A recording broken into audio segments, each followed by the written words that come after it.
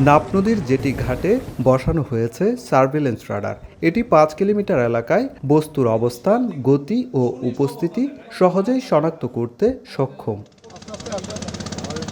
শুধু জেটি ঘাটেই নয়, নাপ নদীর ৩৩ কিলোমিটার এবং শাহপরীর দ্বীপ থেকে সেন্ট মার্টিন সাগর পর্যন্ত ২০ কিলোমিটার এলাকা নজরদারির জন্য বসানো হয়েছে ৬টি সার্ভেলেন্স রাডার। ফলে সীমান্তে চোখ ফাঁকি দেয়া এখন অসম্ভব। প্রত্যেকটা নৌকার অবস্থান জানি এবং সহজে আমাদের টহলপাড়িকে সেই অবস্থানটা বলার পরে তারা সহজেই ধরতে পারে, যে কারণে কোনো রোহিঙ্গা বর্তমানে আমাদের টেকনাফ এলাকায় প্রবেশ করতে পারতেছে না।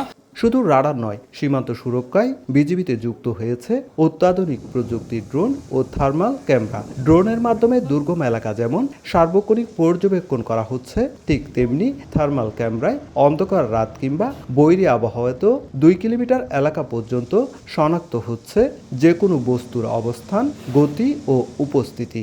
যে কোনো সময় নৌকা দিয়ে যখন রোহিঙ্গা অনুপ্রবেশ করে তখন আমরা ড্রোনের মাধ্যমে শনাক্ত করে খুব সহজেই রোহিঙ্গা ধরতে পারি। এই ক্যামেরার মাধ্যমে রাত্রিকালীন অন্ধকার সময়ে অথবা ঝড় বৃষ্টি কিংবা দুর্যোগ মুহূর্তে কুয়াশাচ্ছন্ন অবস্থাতেও আমরা নদী এলাকায় বা স্থলভাগে পরিষ্কার দেখতে পাই।